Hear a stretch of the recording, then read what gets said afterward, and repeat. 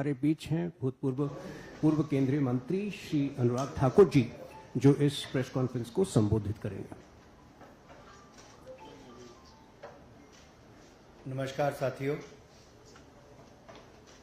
चुनाव दर चुनाव हार और जनता से नकार दिए जाने वाले एक नेता, जिनके नेतृत्व में लगभग 90 चुनाव कांग्रेस पार्टी हारी, उनकी हताशा निराशा दिन पर दिन बढ़ती जा रही है और आरोपों की राजनीति को इन्होंने अपना आभूषण बना लिया है। जब इन्हीं के लगाए गए आरोपों को ऑथेंटिकेट करने के लिए कहा जाता है तो पीठ दिखाकर भाग जाते हैं, शपथ पत्र देने के लिए कहा जाता है तो मुकर जाते हैं। गलत और निराधार आरोप लगाना राहुल गांधी जी की आदत बन गई है। It has become a habit of Shri Rahul Gandhi to make incorrect and baseless allegations और बार बार आरोप लगाने के बाद माफी मांगने का काम और कोर्ट से फटकार खाने का काम राहुल गांधी जी का हो गया है। आप देखिए, राफेल हो, चौकीदार चोर हो, या फिर सावरकर जी या आरएसएस की बात, या फिर पेगासस के मामले, इन सब पे इनको फटकार ही लगी है। कई बार कोर्ट में माफी मांगनी पड़ी। तो कीचड़ उछालो और भाग जाओ हिट एंड रन के मामले राहुल गांधी जी के कई हैं। आज की प्रेस कॉन्फ्रेंस में हाइड्रोजन बम फोड़ने वाले थे, फुलझड़ी से काम चलाना पड़ा, वो भी फुस हो गई। क्या हो गया? इलेक्शन कमीशन ने बड़ा स्पष्ट कहा है कि no deletion of any vote can be done online by any member of public. Online किसी भी वोट को नहीं काटा जा सकता और no deletion can take place without giving an opportunity of being heard to the affected person. तो बगैर किसी की बात सुने उसका वोट नहीं काटते, उस पर निर्णय नहीं करते। 2023 में अनसक्सेसफुल अटेम्प्ट्स की गई, प्रयास किए गए जो विफल रहे, नाम काटने के आलंद असेंबली कॉन्स्टिट्यूएंसी में। और ये इलेक्शन कमीशन ने एफआईआर फाइल करने के लिए ही कहा था इस पर, और मैटर इन्वेस्टिगेट करने के लिए भी इलेक्शन कमीशन ऑफ इंडिया ने ही कहा था। इलेक्शन कमीशन ने मोबाइल नंबर पहले ही उपलब्ध करवा दिए हैं, आईपी एड्रेस अगर दे दिए हैं, अगर मोबाइल नंबर दे दिए, आईपी एड्रेस दे दिए, तो कांग्रेस शासित राज्य की कर्नाटक की सीआईडी ने अब तक क्या किया? और मैं एक ध्यान आपके माध्यम से देश की जनता को बताना चाहता हूं। रिकॉर्ड्स के अनुसार आलंद विधानसभा क्षेत्र ये कांग्रेस के ही कैंडिडेट ने जीती थी 2023 में 10,348 मतों से। तो क्या श्रीमान राहुल गांधी जी, कांग्रेस ने वोट चोरी करके सीट जीती थी? एक बात आज जो राहुल जी ने बातों में मान ली है और अपने जवाब में कहा, वो कहते कहते हाइड्रोजन बम एक तरह से फोड़ गए अपने ऊपर ही। वो कहते मैं लोकतंत्र बचाने नहीं आया। राहुल जी कहते हैं लोकतंत्र को बर्बाद करने की तैयारी है क्या? गलत निराधार आरोप बार बार संवैधानिक संस्थाओं पर लगाना, गलत निराधार आरोप बार बार इलेक्शन कमीशन ऑफ इंडिया पर लगाना, कभी ईवीएम पर प्रश्न चिन्ह खड़े करने, कभी वीवीपैट पर करना, कभी चुनावों के नतीजों पर करना, और कभी टूल किट के सहारे भारत के लोकतंत्र पर, संवैधानिक संस्थाओं पर प्रश्न चिन्ह खड़ा करना, क्या यह आदत सी बन गई है? क्या चाहती है कांग्रेस पार्टी? पूर्व प्रधानमंत्री इंदिरा गांधी जी सत्ता का दुरुपयोग करके, अफसरों का दुरुपयोग करके चुनाव जीते हैं तो कोर्ट उनको बाहर का रास्ता दिखाता है। राजीव गांधी जी की हत्या के बाद एक लोकसभा का चुनाव पेंडिंग नहीं होता, 1 महीने तक अगर चुनाव को स्थगित कर दिया जाता तो किस पार्टी को फायदा उस समय के इलेक्शन कमीशन ने दिया? रमा देवी जी, एमएस गिल, टीएन शेषन से लेकर ये बाकी सारे इलेक्शन कमिश्नर जो थे किस पार्टी ने नियुक्त किए और वापस किस दल में गए? कांग्रेस पार्टी में गए। इलेक्शन कमीशन का दुरुपयोग इन्होंने कभी किया होगा, उनको बड़े बड़े पद भी बाद में दिए होंगे, लेकिन अगर निष्पक्षता के साथ भारत का इलेक्शन कमीशन काम कर रहा है तो बार बार राहुल गांधी जी का प्रयास है कि लोकतंत्र पर प्रहार किया जाए, भारत के लोकतंत्र को कमजोर किया जाए, जनता को गुमराह किया जाए, और जिस तरह से बांग्लादेश नेपाल में स्थिति बनती है वैसे झूठ बोल बोल के वहां पे स्थिति पैदा कर दो देश में। मैं एक और उदाहरण आपको देना चाहता हूं। अभी हाल ही में कर्नाटक हाईकोर्ट का फैसला आया, मलूर विधानसभा के चुनाव को खारिज किया है। क्या 2023 में कांग्रेस ने वोटों के गबन के साथ इस सीट को जीता था? इस मामले में कर्नाटक हाईकोर्ट ने भाजपा के उम्मीदवार मंजुनाथ गौड़ा के पक्ष में फैसला सुनाया है। कोर्ट ने कहा मलूर विधानसभा में मतगणना के दौरान गंभीर अनियमितताएं हुई। क्या फेराफेरी के साथ कांग्रेस ने सीट जीती थी? राहुल जी, जवाब देना पड़ेगा आपको और कांग्रेस पार्टी को।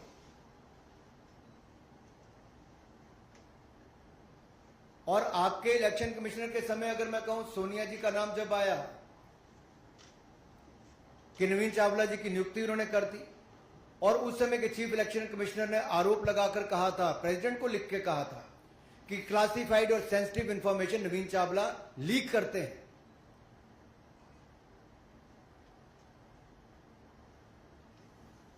कुछ सवाल आज मैं और पूछना चाहता हूं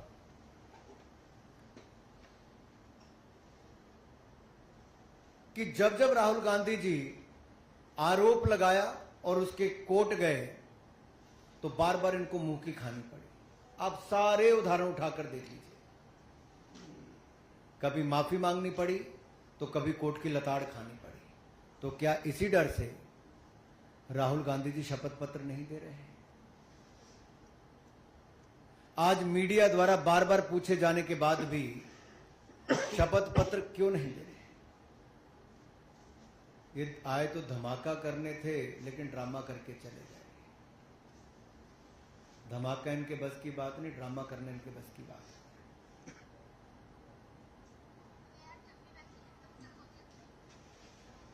और अगर इतना ही दम आपके तर्कों में है तो आप कोर्ट क्यों नहीं जाते? इलेक्शन कमीशन ने तो आपको बार बार कहा सबूत दो, हल्फनामा दो, ना आप सबूत दे पाते हो और गलत आरोप लगाते हो। क्या संवैधानिक संस्थाओं को कमजोर करना एक भारतीय लोकतंत्र के प्रति एक बड़ा षड्यंत्र कांग्रेस पार्टी का और LOB leader opposing Bharat Rahul Gandhi ji का है? क्या ये केवल घुसपैठिए वोट को बचाने के लिए है?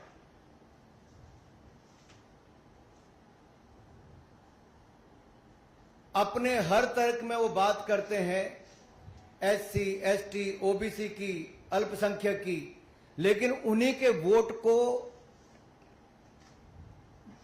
वोट की ताकत को कम करने का प्रयास राहुल गांधी जी और कांग्रेस पार्टी कर रहे हैं। क्या घुसपैठियों के वोट को बचाने के लिए infiltrator first politics is the sole agenda of mister Rahul Gandhi and Congress party? Is Congress trying to protect infiltrators and their voting rights? Rights तो है नहीं, लेकिन अधिकार दिलाना चाहते हैं। राहुल जी के बयानों ने बार बार बताया है कि वो घुसपैठियों के साथ है और देश के एससी, एसटी, ओबीसी, अल्पसंख्यकों के वोट को कम करना चाहते हैं।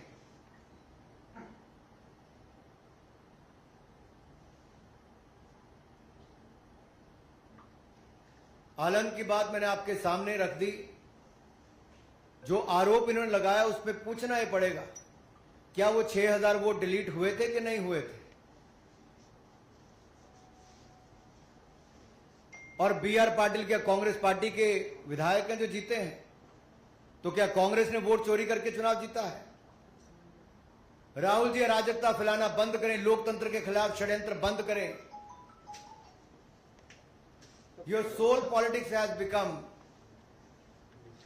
To create chaos, then play victim card, and you are always trying to delegitimize democracy. आप ना शपथ पत्र देते हैं, ना सबूत देते हैं, आप केवल आरोप लगाने का काम करते हैं। इसका मतलब कांग्रेस का भारत के लोकतंत्र में, संवैधानिक संस्थाओं में, इनमें विश्वास नहीं है। केवल अराजकता फैलाना, अनरेस्ट पैदा करना और भारत को डिस्टेबलाइज करने का एक षड्यंत्र टूल किट गैंग के माध्यम से क्या आप लोग रचने जा रहे हैं, कर रहे हैं प्रयास? लेकिन आप जितने मर्जी प्रयास करिए, भारत के लोकतंत्र को भारतीय जनता पार्टी मजबूत करने के लिए हर कदम उठाएगी। और घुसपैठियों को, जिनको आप वोट दिलाना चाहते हो, उन घुसपैठियों को बेनकाब करने का काम भी हम करेंगे।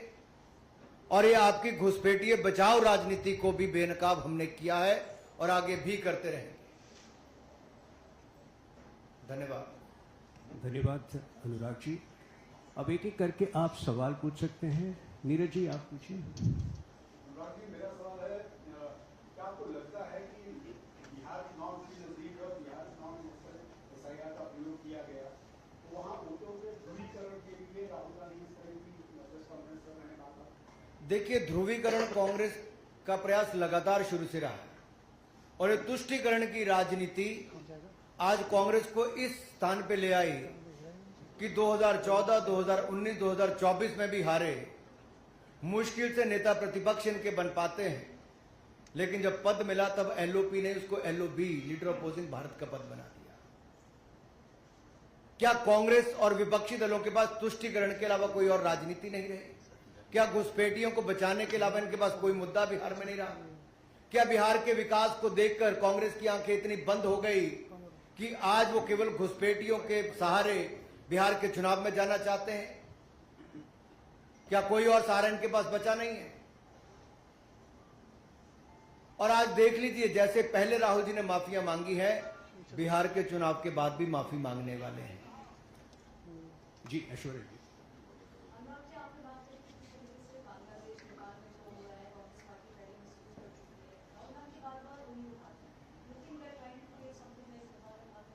देखिए, शायद वो भूल गए कि बाबा साहब अंबेडकर, जिनको कांग्रेस पार्टी ने उस समय भी जिस तरह से जलील करके पार्टी से बाहर निकाला, चुनाव भी हरवाए, बाबा साहब अंबेडकर के दिए संविधान पर प्रश्न चिन्ह कांग्रेस पार्टी ने उठाकर बार बार संशोधन किए, उनको राजनीति से बाहर करने का रास्ता दिखाया। शायद राहुल जी भूल गए, भारत की ताकत वो भारत का लोकतंत्र है जो इसको और मजबूत करता है। भारत के युवा हैं जो जागरूक करते हैं। भारत के युवाओं ने अगर भारत को 3rd लार्जेस्ट स्टार्टअप इकोसिस्टम बनाया है, नरेंद्र मोदी जी के नेतृत्व में अगर भारत दुनिया की 4थी बड़ी अर्थव्यवस्था बना है, और भारत के बढ़ते कदमों को देखकर ब्राइट स्पॉट और इकोनॉमी जो सबसे तेजी से बढ़ रही, दुनिया आज भारत की और एक उम्मीद की तरह देख रही है, तो इनको लगता है कैसे ना कैसे लोकतंत्र को ही कमजोर कर दिया जाए, संवैधानिक संस्थाओं को कमजोर किया जाए। और जो ये सवाल और खुश होते हैं जब किसी देश ने हमारे ऊपर टैरिफ लगाने की बात कही तो कांग्रेस खुश हो रही थी, लेकिन शायद वो भूल गए कि भारत की अपनी एक बड़ी ताकत है। भारत झुकता नहीं, भारत अपनी ताकत के साथ खड़ा रहता है। तो आप चाहे भारत को गिराने का प्रयास करें, लोकतंत्र को शर्मसार करने का प्रयास करें, लोकतंत्र पर प्रहार करें, भारत का लोकतंत्र कमजोर नहीं होगा, चाहे कांग्रेस जितना मर्जी प्रयास कर ले, चाहे घुसपैठियों के दम पे ही क्यों ना कर ले।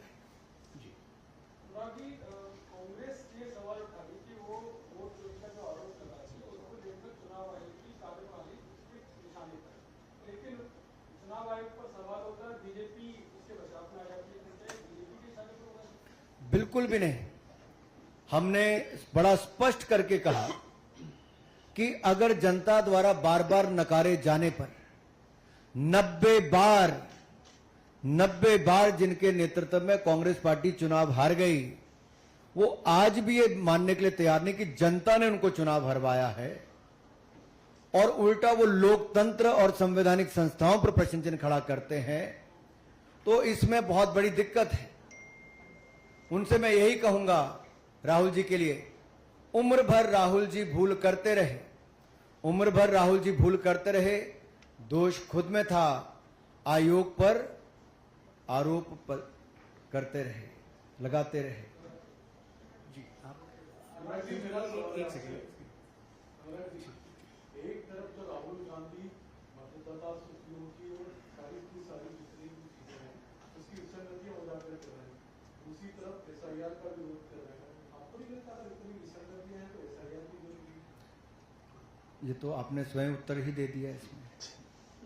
तो क्या राहुल जी जब 2 बार चुनाव जीते, 2 जगह से जीते ना, पिछली बार, उससे पिछली बार 1 सीट से हार गए थे, 1 से जीते थे, इस बार 2 सीट से जीत गए। तो जब जीतते हैं तब उनको कुछ नजर नहीं आता है, तब वो ईवीएम भूल जाते हैं, वीवीपैट भूल जाते हैं, वोट चोरी के आरोप भूल जाते हैं, तब जीत उनकी है। अगर हार जाए तो इलेक्शन कमीशन दोषी है। और एसआईआर से किसका भला होगा? जो जेन्युइन वोटर है, चाहे वो किसी भी जात, किसी भी धर्म, किसी भी क्षेत्र से आता होगा, जिसका वोट का अधिकार है, उसको वोट मिलता है। तो यहां गरीब और अमीर, किसी भी जाति, किसी भी धर्म के व्यक्ति का एक समान अधिकार है। लेकिन अगर आप देश से बाहर से जो घुसपैठ करके आए हैं, अगर राहुल गांधी जी विपक्ष के साथ मिलकर उनका वोट बनाते हैं, तो भारतीय वोटर के वोट का नुकसान करने का प्रयास करते हैं। तो देश को यह देखना है राहुल गांधी जी घुसपैठियों के साथ क्यों खड़े हैं। राहुल गांधी जी देश को जवाब दें, घुसपैठियों के साथ इनका क्या नाता है। राहुल गांधी जी देश को जवाब दें कि भारतीय लोकतंत्र के ऊपर बार बार प्रहार क्यों करते हैं। राहुल गांधी देश को जवाब दें कि इलेक्शन कमीशन को बार बार बदनाम करने का काम क्यों करते हैं। राहुल गांधी ने कई मंच पे और कई वीडियोज में ये कहा है कि अगर मैं वोट चोरी का आरोप भारतीय जनता पार्टी के ऊपर लगाता हूं, प्रधानमंत्री के ऊपर लगा रहा हूं और खुद चुनाव आयोग के ऊपर लगाता हूं, जो कि उनके वेबसाइट से लिया गया डाटा है, तो ये मेरे ऊपर कार्रवाई क्यों नहीं करते, मेरे पर एफआईआर क्यों नहीं करते, क्यों ये प्रेस कॉन्फ्रेंस करते हैं, मेरे पर एक्शन ले। देखिए, राहुल जी ने आज स्वयं माना है कि वो भारतीय लोकतंत्र को बचाने नहीं आए। तो मंशा उन्होंने साफ कर दिया कि उनका भारत में कोई इंटरेस्ट नहीं है। भारत के लोकतंत्र में राहुल गांधी जी का कोई इंटरेस्ट नहीं है। भारत के लोकतंत्र जो बहुत मजबूत है, क्या उसको कमजोर करने में उनका इंटरेस्ट है। राहुल गांधी ने अपनी प्रेस कॉन्फ्रेंस में एक व्यक्ति का जो मोबाइल नंबर दिखाया था। अभी जब जो है हम लोगों ने उनसे उस व्यक्ति से बात की, उसका कहना है कि वो साइबर कैफे चलाता है, मुंबई में चलाता है, उसके साइबर कैफे से किसी भी तरीके का वोटर का रजिस्ट्रेशन नहीं हुआ है और उसका मोबाइल नंबर साझी करके अब उसकी परेशानी बढ़ा दी है। वो चुनाव आयोग में शिकायत करने की बात कर रहा है, चुनाव आयोग और पुलिस में। देखिए, डेटा जो है, पर्सनल डेटा, उसको पब्लिक करने पर कितनी दिक्कतें खड़ी हो सकती हैं, आप कल्पना कर सकते हैं। और सोचिए, अगर ये लोग सत्ता में होते तो देश के लोगों का डेटा न जाने किस किस के हाथ में होता। और केवल अपनी झूठी राजनीति को करने के लिए राहुल गांधी जी किसी के लिए भी संकट पैदा कर सकते हैं, किसी पर भी कीचड़ उछाल सकते हैं, किसी पर भी आरोप लगा सकते हैं, चाहे उसके बाद कुछ भी हो, अंत में माफी तो राहुल जी को ही मांगनी है।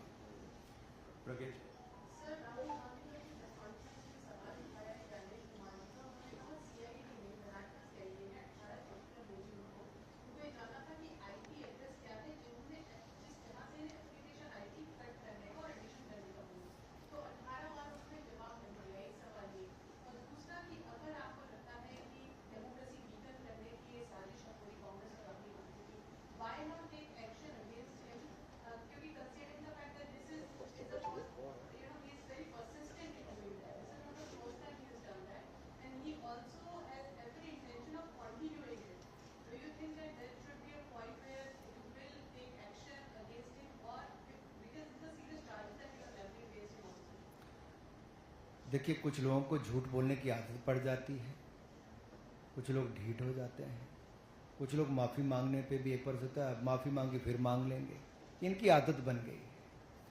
और देश ने इनका असली चेहरा देख लिया है कि ये केवल ड्रामा करने आते हैं, धमाका करने नहीं। ये केवल आरोप लगाने आते हैं, शपथ पत्र देने नहीं।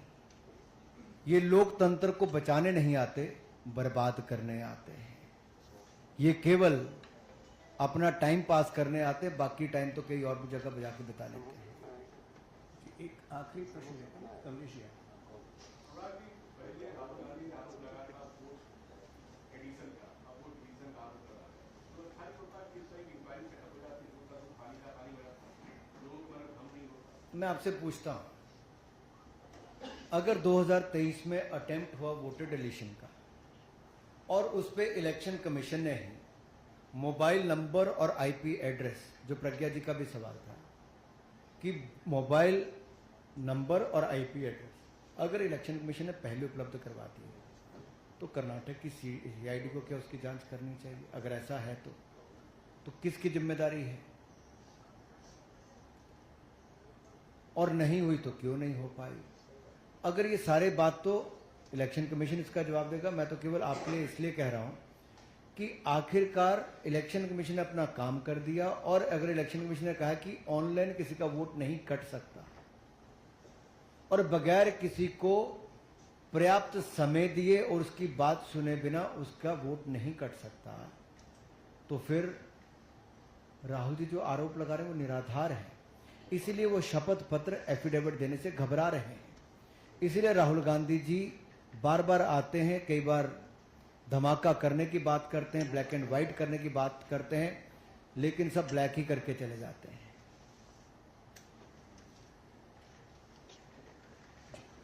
इसको यहीं हम समाप्त करते हैं। आप सबका बहुत बहुत धन्यवाद।